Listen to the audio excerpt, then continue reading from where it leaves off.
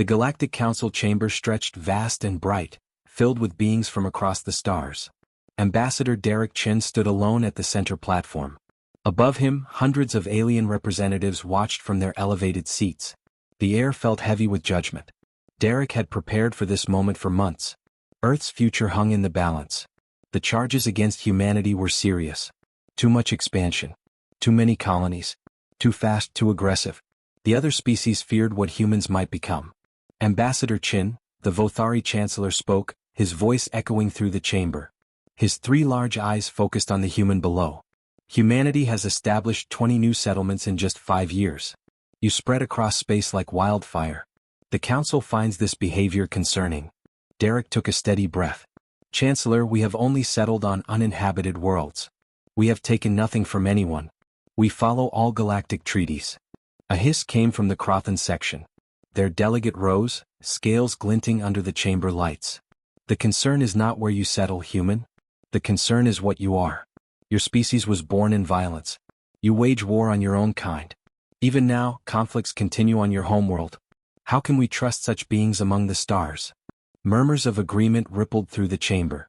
Derek felt his heart sink. They had already decided. This trial was just a formality.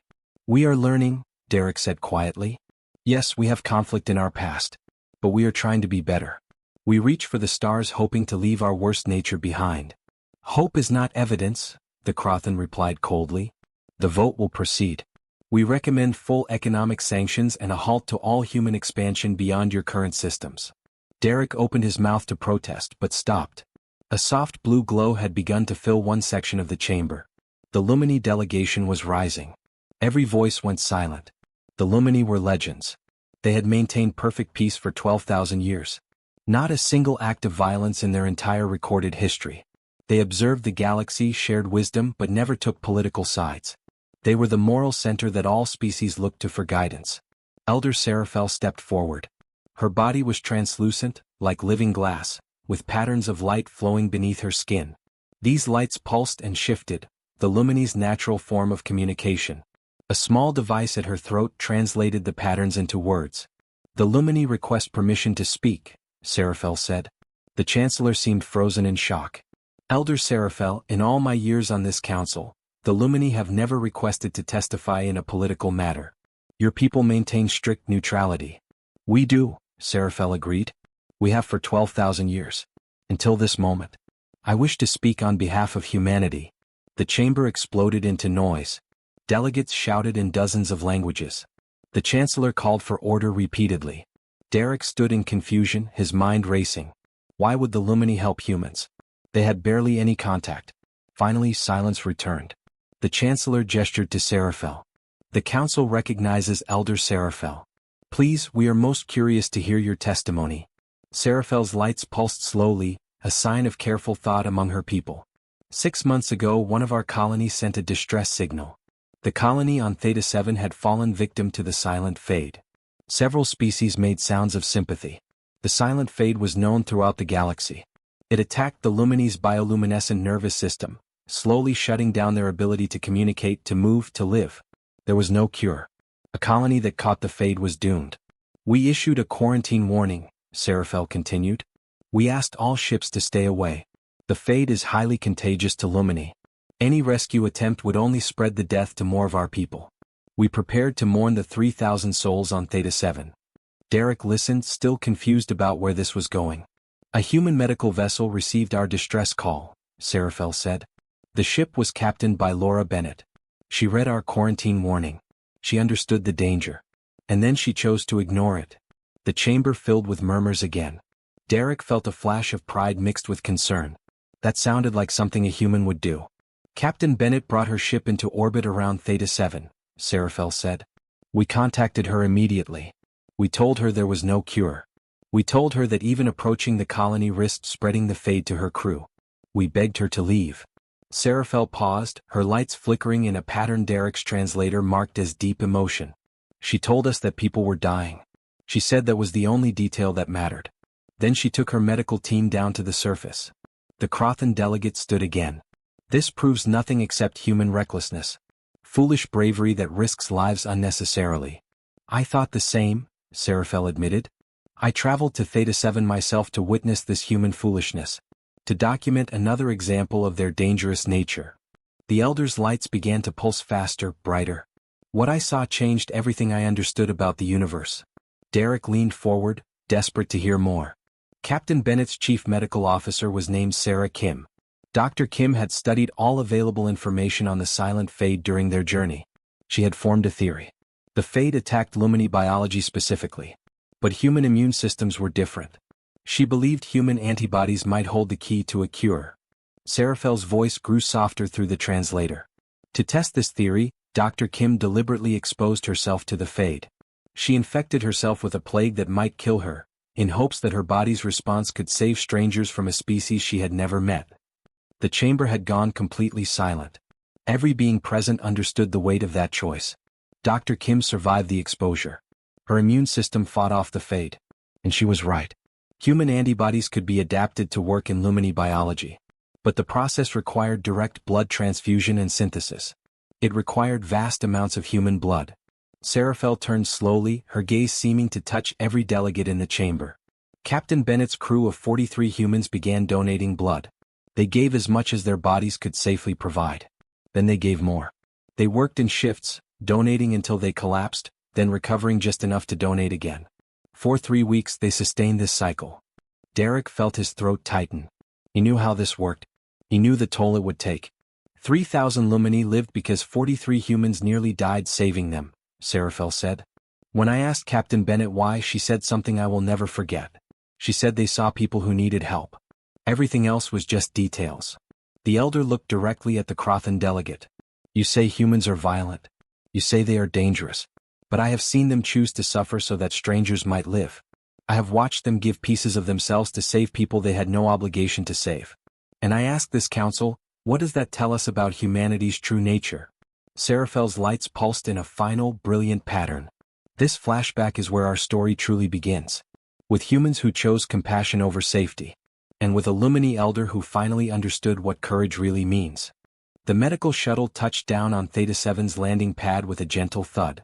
Dr. Sarah Kim checked her equipment one final time before the door opened.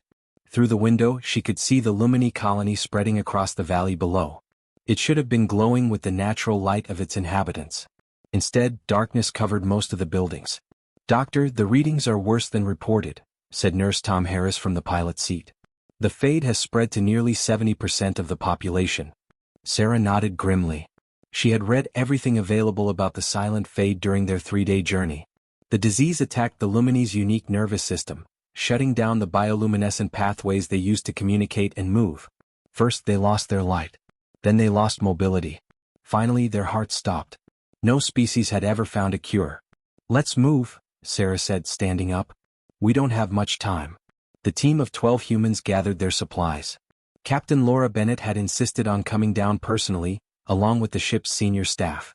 Sarah had tried to argue against it, but Laura was firm. If her crew was taking risks, she would share them. The colony's medical center was overwhelmed.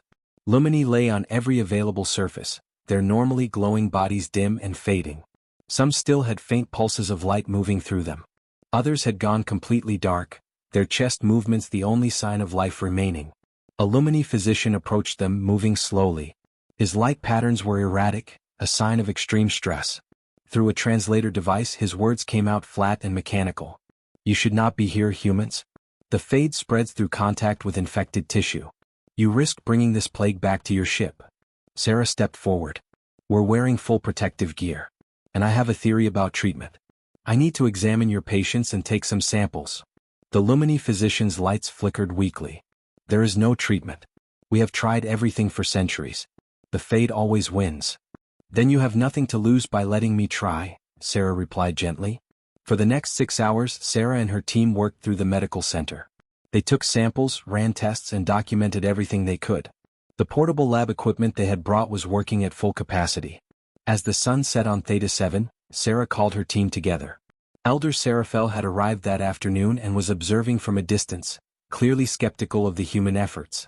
I think I was right, Sarah announced, pulling up data on her tablet. The Fade is a virus that specifically targets Lumini cellular structures. It cannot infect human cells. Our immune systems recognize it as a threat and produce antibodies against it. Tom leaned over to look at the screen. So we're naturally immune? More than that, Sarah said, her excitement growing. I think our antibodies can be adapted. If we can synthesize them properly and introduce them into Lumini bloodstreams, they might fight off the virus. Captain Laura crossed her arms. What would that require? Sarah took a deep breath. Blood. A lot of human blood. We would need to extract antibodies, modify them for Lumini biology, and produce enough serum to treat 3,000 patients. How much blood are we talking about? Asked technician Amy Foster. More than is safe to donate in a normal situation, Sarah admitted. Each of us would need to give multiple donations over several weeks. It will weaken us significantly.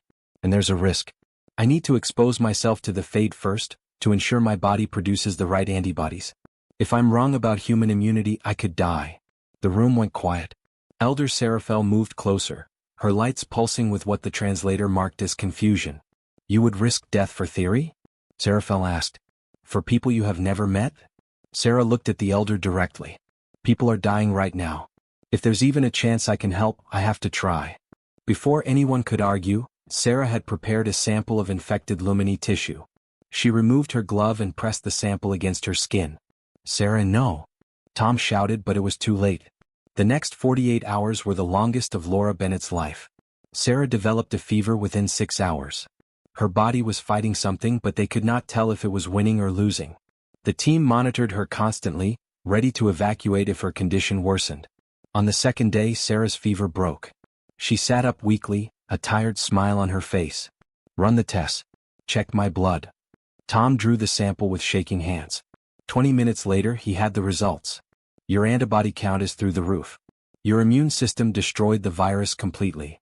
Sarah's smile widened. Then let's get to work. The process was brutal. Sarah developed a synthesis method that could adapt human antibodies for Lumini biology, but it required fresh blood constantly. The team set up a donation schedule. Every human gave blood twice a day, pushing the limits of what their bodies could handle. Amy Foster was the first to collapse. She had just finished her 4th donation in 2 days when her legs gave out. Tom caught her before she hit the floor. I'm fine, Amy mumbled weakly. Just need a minute. You need rest and fluids, Tom said firmly. You're done donating for at least 3 days. But Amy was back in the donation chair the next morning. When Tom tried to stop her, she shook her head. There are children in the next ward who are fading. I saw them yesterday. They don't have 3 days. Elder Seraphel watched all of this with growing amazement. She saw humans grow pale and shaky. She saw them struggle to stand. Yet they kept returning to give more blood. By the end of the first week, they had treated 500 Lumini. The results were remarkable. Patients who received the serum began to recover within hours. Their lights returned, first as faint glimmers, then growing stronger. Some were well enough to walk within a day. But the cost was visible. The human medical team looked like ghosts. They moved slowly, conserving energy. Several had developed tremors from low blood iron. Captain Laura had ordered mandatory rest periods, but everyone ignored them. On day 12, Nurse Tom Harris collapsed during a donation. His body simply gave out. Sarah was at his side immediately, checking his vital signs. His blood pressure is dangerously low, she said, her own hands shaking from weakness. He needs an immediate transfusion. We don't have compatible blood here, Captain Laura said, fighting to keep panic from her voice. The nearest human station is 3 days away. Elder Seraphel stepped forward. Stop this. You are killing yourselves for us. Sarah looked up at the elder, her eyes tired but determined. We've saved 2,000 of your people. We're not stopping with 1,000 left to go. Why? Seraphel's lights pulsed with desperate confusion. I do not understand. Your own crew member is dying. You gain nothing from this. No political favor, no resources, no territory. Why sacrifice so much for strangers? Captain Laura helped lift Tom onto a medical bed. She looked at Seraphel with the simple honesty that had defined her career. Because they needed help, Laura said quietly. That's all the reason we need. 3 crew members ended up in critical condition from overdonation. But by day 21, the last Lumini patient received treatment. 3,000 lives were saved. Elder Seraphel stood in the medical center as the first recovered Lumini children ran past, their lights dancing with joy. She watched the human crew, barely able to stand, smile at the sight.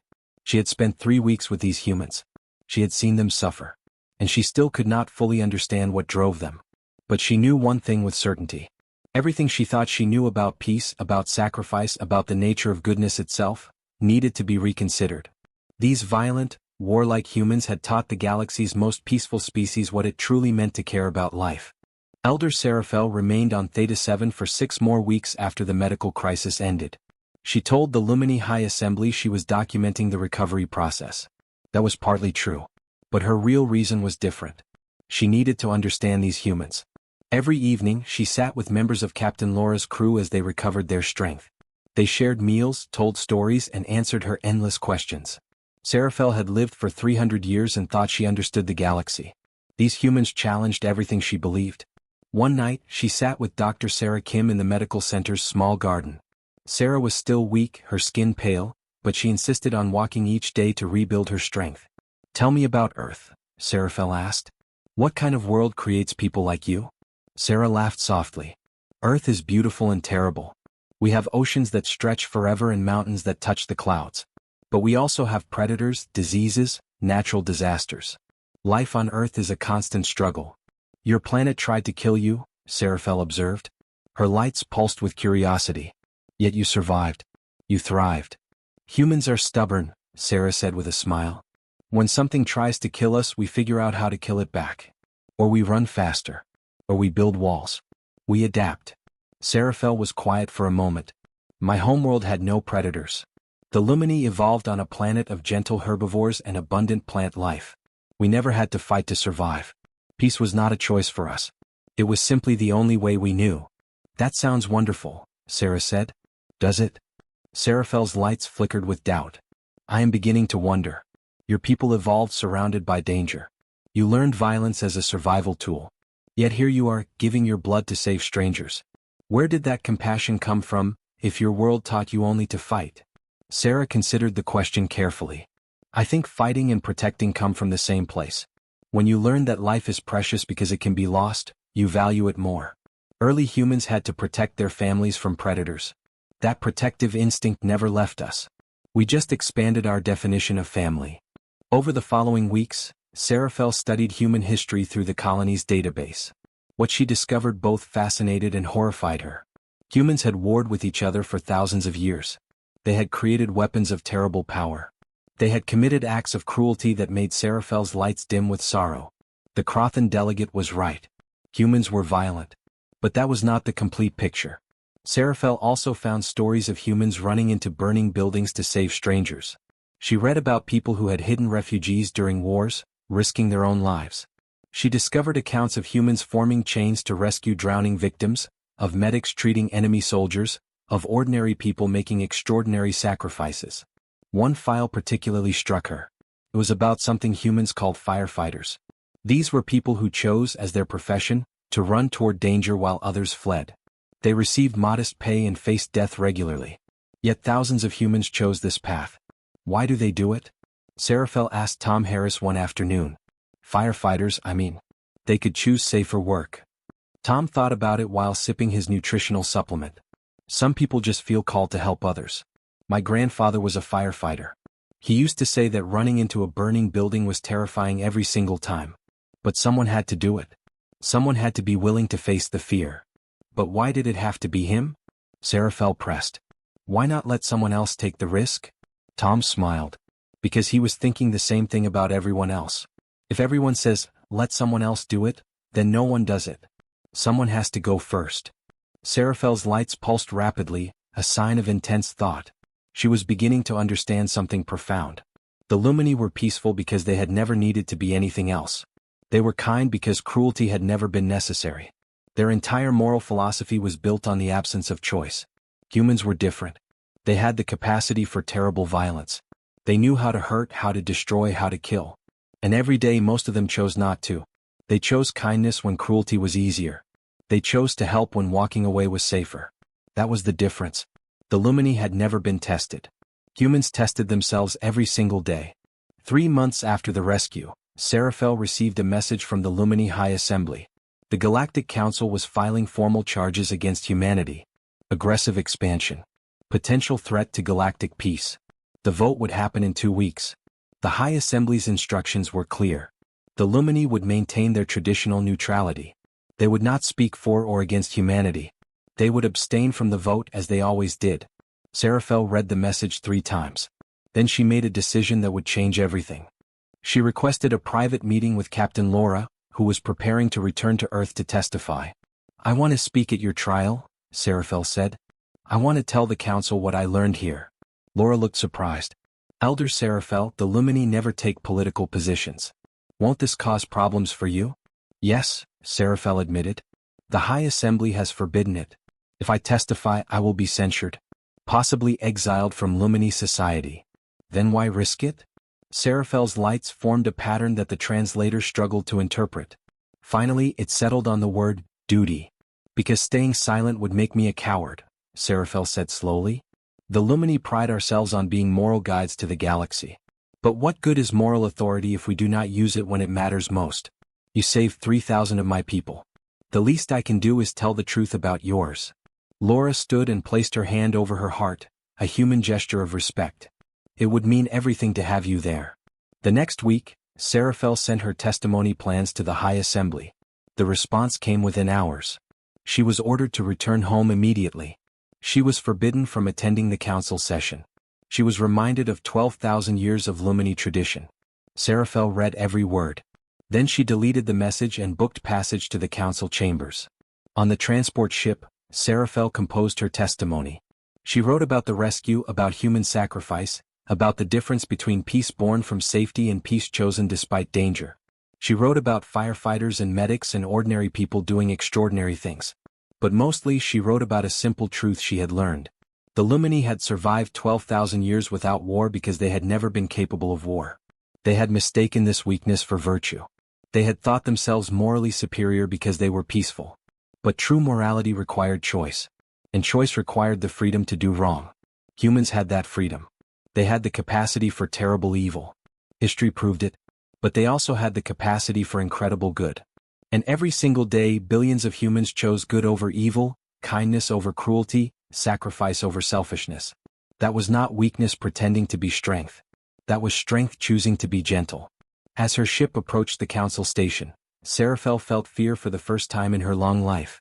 She was about to defy her government, break with tradition, and possibly destroy her reputation.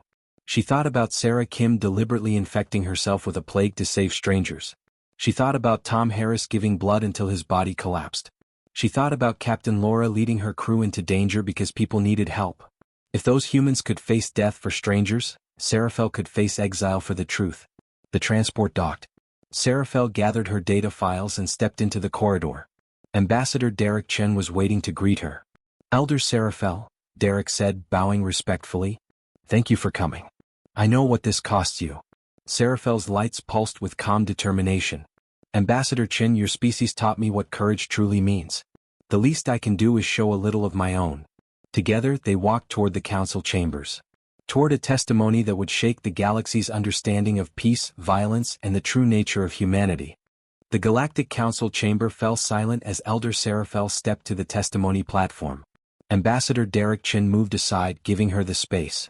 Every delegate in the vast room leaned forward. The Lumini never spoke at political trials.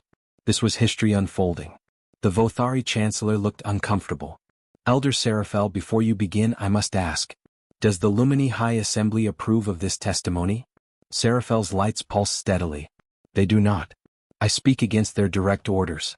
What I say today represents my own observations, not the official position of my people." Murmurs spread through the chamber. The Crothan delegate stood immediately. "Then why should we listen? You break your own laws to defend these humans. This shows poor judgment, not credibility." "Perhaps," Seraphel agreed calmly. "Or perhaps it shows that some truths are more important than tradition. I ask only that you hear my evidence before deciding." The Chancellor gestured for her to continue. Seraphel activated the holographic display. Images filled the air above the platform. "The Council charges humanity with aggressive expansion and potential threat to galactic peace," Seraphel began. "I will not dispute that humans expand quickly. But expansion alone does not indicate hostile intent. Let me show you what else humanity has done in their 20 years among the stars." The first image showed a human rescue ship pulling survivors from a damaged Zelian freighter. The second showed human engineers repairing a Torvith colony's failing water system. Image after image appeared, each showing humans helping other species. In 20 years, humans have responded to 47 major disasters involving other species, Serafel said. 47 times they risked their ships, their resources, and their lives to help strangers. The Crothan delegate's scales rattled with irritation. Any species can perform rescues when it benefits them politically. This proves nothing. Serafel's lights brightened. That is what I thought as well. So I analyzed each incident. New data appeared on the display. Charts, graphs, detailed breakdowns of each rescue operation. In 32 of these cases, the species being rescued had no trade agreements with Earth. In 19 cases, the rescued species had actively voted against human interests in this very council. In 7 cases, the humans lost crew members during the rescue attempts. She paused, letting the numbers sink in. Tell me, delegates, what political advantage did humanity gain from losing 5 crew members to save a Baratheon research team? The Baratheons had no contact with Earth before that day. They have no resources Earth needs. Yet when their base began sinking into a methane ocean, a human exploration ship diverted course and spent 8 days pulling them to safety. 3 human divers died in the toxic atmosphere.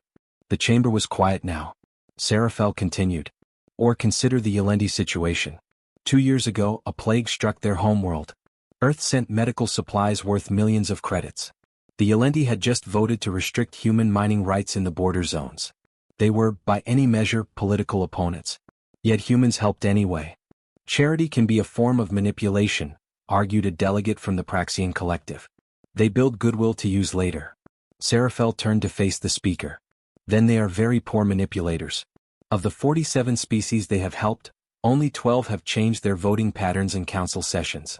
The other 35 continue to vote against human proposals regularly. If this is manipulation, it is remarkably ineffective. She pulled up another file. Let me share something I discovered during my research. Humans have a word, firefighter. These are people who, as their profession, run toward fires while others run away. They enter burning structures to save strangers. Many die doing this work. Yet Earth has millions of these firefighters. Serafel's lights formed patterns of wonder. I could not understand this at first. Why would anyone choose such danger? The pay is modest. The risk is extreme. So I asked the humans I met. Do you know what they told me? She looked around the chamber. They said someone has to do it. They said if everyone waits for someone else to help, no one helps. They said that when you see someone in danger, you do not calculate political advantage. You just act. The elder's voice grew stronger through the translator. This is not manipulation. This is not strategy. This is simply how humans are built. They see suffering and they respond. It is as natural to them as breathing. The Crothan delegate would not relent. You paint them as heroes, elder. But their own history shows otherwise. They have warred among themselves for thousands of years. They have created weapons that can destroy entire planets. They are dangerous. You are absolutely right, Serafel said, and the chamber erupted in surprise. She waited for silence to return. Humans are dangerous. They evolved on a world that tried to kill them daily. They learned violence as a survival skill. They became very, very good at it. This is not in dispute. Her lights pulsed in a pattern that conveyed deep significance. But here is what you are missing. Here is what I did not understand until I lived among them. She moved to the center of the platform. The Lumini are called the most peaceful species in the galaxy. We have not had a war in 12,000 years. We are held up as moral exemplars. But I must confess a truth that shames me. The Lumini delegation stirred uncomfortably in their section. Our pacifism is not a choice, Serafel said quietly. The Lumini evolved on a world without predators. We never learned to fight because we never needed to fight. We are not peaceful because we are morally superior. We are peaceful because we lack the capacity for violence. Shocked silence filled the chamber. No Lumini had ever said such a thing publicly. Imagine a being without hands claiming moral superiority over a thief who chooses not to steal, Serafel continued. The handless being has no virtue. It simply lacks opportunity. That is the Lumini. We have spent 12,000 years congratulating ourselves for not choosing violence, when we were never capable of choosing it in the first place. She turned back to face the council. Humans are different. They can choose violence. They are very good at violence. Their history proves they know exactly how to hurt, how to destroy, how to kill. And yet, most of them most of the time choose not to. Her lights blazed bright. That is what true peace means. Not the absence of capacity for violence, But the choice to be kind when you could be cruel. The choice to help when you could harm. The choice to save lives when ending them would be easier. Humans make that choice every single day. Billions of humans, making billions of small choices to be better than their nature demands. That is not weakness. That is strength beyond anything the Lumini have ever known. The council chamber erupted in argument. Some delegates stood in agreement. Others shouted in anger. The chancellor called for order repeatedly. Before the chaos could settle, a new light appeared in the Lumini section. An official transmission was coming through. The message appeared on the main display for all to see. The Lumini High Assembly formally censured Elder Seraphel for her testimony. She was stripped of her title as Elder. She was forbidden from speaking for the Lumini people. She was declared an exile effective immediately. Seraphel read the message without visible emotion. Then she turned back to the council. I accept this judgment, she said simply. But it does not change the truth of what I have said. Humanity deserves to be judged not by their capacity for violence, but by their consistent choice of peace. Ambassador Derek stood beside her, a gesture of solidarity. The vote would still happen. The council was still divided. But the testimony had been given. In the Lumini section, several younger delegates had their lights pulsing in patterns of approval despite the official censure. In the human section, several ambassadors were wiping tears from their eyes. The Crothan delegate sat down heavily, no longer certain of his position. The Vothari chancellor looked troubled, his three eyes shifting between Seraphel and the voting panel. The galaxy had heard a truth it was not ready to accept. That morality without choice was not morality at all. And that the species they feared most might actually be the bravest of them all. The council chamber remained tense after Seraphel's censure. The voting would begin within the hour. Ambassador Derek Chin knew the numbers were not in humanity's favor. Too many species feared what humans might become. Fear always won over hope in politics. The Vothari chancellor called the session back to order. We have heard testimony from Elder Seraphel, though she no longer speaks with official Lumini authority. The vote will now proceed. Economic sanctions against humanity for aggressive expansion. All delegates, prepare your votes. Seraphel stood suddenly. Her lights pulsed with an intensity that made several delegates shield their eyes. I have one more statement before the vote. The chancellor sighed. Elder Seraphel, you have already testified. You have been censured by your own people. What more can you possibly say? Something that will change everything, Seraphel replied calmly. The chamber grew silent again. Every being present sensed something momentous was about to happen. Seraphel moved to the center of the platform. Her lights formed patterns that conveyed absolute certainty. If this council votes to sanction humanity, the Lumini will withdraw from the galactic community entirely. The chamber exploded. Delegates jumped to their feet. Shouts filled the air in dozens of languages. The Lumini delegation looked stunned, their lights flickering in complete confusion. The chancellor's voice boomed over the chaos. Order. Elder Seraphel, you cannot make such a declaration. You have been stripped of your authority. I speak not as an elder, Seraphel said, her translated voice cutting through the noise. I speak as a citizen of the Lumini homeworld. And I speak for the 43% of our population who have followed this trial and agree with my assessment of humanity. She pulled up new data on the display. Polling numbers from the Lumini homeworld.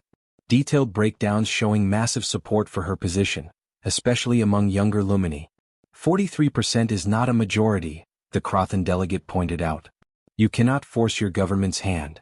No, Seraphel agreed. But 43% is enough to paralyze our society. If the Council sanctions humanity, those who agree with me will refuse to participate in galactic affairs. We will withdraw our medical support. We will close our meditation centers. We will stop serving as neutral mediators in disputes. Her lights pulsed faster. The Lumini have been the moral foundation of this council for 12,000 years. If nearly half our population withdraws, what happens to that foundation? The Praxian delegate spoke up nervously. This is blackmail, Elder Seraphel. You threaten the council to get your way. I make no threats, Seraphel replied. I simply state what will happen. Those of us who have seen the truth about humanity cannot stand by while this council punishes them for virtues we claim to value. She turned slowly, her gaze seeming to touch every delegate. For 12,000 years the Lumini have preached peace. We have taught compassion. We have guided the council toward justice. But it was all empty words. We spoke of peace because we had never been tested. We praised compassion because it cost us nothing. Now we face a real test. A species that can choose violence chooses kindness instead. They choose sacrifice instead of safety. They embody everything we claim to believe. And this council wants to punish them for it. Seraphel's lights formed a pattern the translator marked as determination. I will not be part of such hypocrisy. Neither will 43% of my people. If this council sanctions humanity, we will leave. And we will align ourselves with Earth instead. The Lumini delegation was in complete disarray. Half were trying to contact the homeworld. The others sat in stunned silence. The Chancellor looked desperate. Elder Seraphel, please. The Lumini have never taken a political side. Never in 12,000 years. You cannot throw away that legacy over one species. I am not throwing it away, Seraphel said quietly. I am finally living up to it. Real peace is not the absence of conflict. It is the choice to resolve conflict without violence. Real compassion is not feeling sorry for others. It is sacrificing yourself to help them. Real justice is not punishing those who are different. It is celebrating those who choose to be good despite their nature. She gestured toward Ambassador Derek. Humans understand these truths better than we ever have. They live them daily. Every human who becomes a firefighter instead of a banker. Every doctor who treats enemies on a battlefield. Every parent who teaches their child to share instead of hoard. These are choices, made by beings who could easily choose otherwise. The Lumini have no such choices. We are peaceful because we were born peaceful. But humans? Her lights brightened with admiration. Humans are peaceful because they fight their own instincts and win. Every single day, billions of times over, they win. The chamber was utterly silent now. Even the Crothan delegate had stopped objecting. So yes, I will leave this council if you sanction them, Seraphel said. And 43% of the Lumini will follow. Not because we worship humanity, but because they remind us of what we should be. What we could be if we had the courage. She looked directly at the Crothan delegate. You say humans are dangerous because they know violence. I say they are precious because they choose peace anyway. You fear what they might do. I marvel at what they do instead. The Chancellor sat back in his chair, looking older than his years. This is unprecedented. I need to consult with the council leadership. The session broke into recess. For 2 hours, delegates huddled in groups, arguing and debating. The Lumini delegation was in emergency contact with their homeworld. The numbers Seraphel had shown were accurate. The Lumini population was genuinely divided, and her supporters were threatening complete non-cooperation with galactic affairs. When the session resumed, the Chancellor looked tired. The Council leadership has reviewed Elder Seraphel's statement. We cannot ignore the potential consequences of a Lumini withdrawal. Therefore, we are modifying the proposal. He pulled up new text on the display. Instead of sanctions, we propose provisional membership for humanity. Earth will be granted full council rights for a trial period of 10 years. During this time, human expansion will be monitored. If they prove themselves peaceful neighbors, full membership will follow. If not, sanctions can be reconsidered. The Crothan delegate started to protest, but the Chancellor cut him off. This is the compromise. Take it or risk losing the Lumini entirely. Vote now. The vote was swift. 73 species in favor. 22 against. 5 abstentions. Humanity had won. Ambassador Derek stood with tears streaming down his face. He turned to Seraphel and bowed deeply. Thank you. You sacrificed everything for us. Seraphel's lights pulsed with contentment. I sacrificed nothing. I gained the truth. That is worth more than any title. 6 months later, the first human Lumini joint embassy opened on a neutral world. The building was designed to accommodate both species, with spaces for human offices and Lumini meditation chambers. Seraphel stood at the opening ceremony beside Ambassador Derek. She was no longer an elder. She had been exiled from official Lumini society. But she had become something more important. She had become a symbol. Young Lumini across the galaxy looked to her as an example. The percentage supporting her position had grown to 51%. The Lumini High Assembly was fracturing. Change was coming, slow but inevitable. Derek gave a short speech about cooperation and friendship. Then he turned to Seraphel. Would you like to say anything? Seraphel stepped forward. Her lights pulsed in patterns of hope and joy. When humans first came to Theta 7, I thought they were fools. Risking everything for strangers. Going against common sense and self-interest. Now I understand. They were not being foolish. They were being human. And being human means choosing to care even when it is hard. Choosing to help even when it is dangerous. choosing to be kind even when cruelty would be easier. She looked out at the crowd of humans and Lumini gathered for the ceremony. We did not choose humanity despite their capacity for violence. We chose them because they fight their own nature every day and usually win. That is the most beautiful thing I have ever witnessed. The Lumini were called the galaxy's most peaceful species. But we were only the galaxy's safest species. Humanity has shown us what true peace looks like. It looks like sacrifice. It looks like courage. It looks like choosing light even when darkness would be so much easier. Her lights formed one final pattern, complex and beautiful, that the translators rendered simply as hope. This embassy represents more than an alliance between two species. It represents the moment when the galaxy learned that moral courage requires the freedom to do wrong. And that the beings we should admire most are not those who cannot be cruel, but those who can be cruel and choose kindness anyway. The crowd erupted in applause, both human clapping and Lumini light pulsing approval.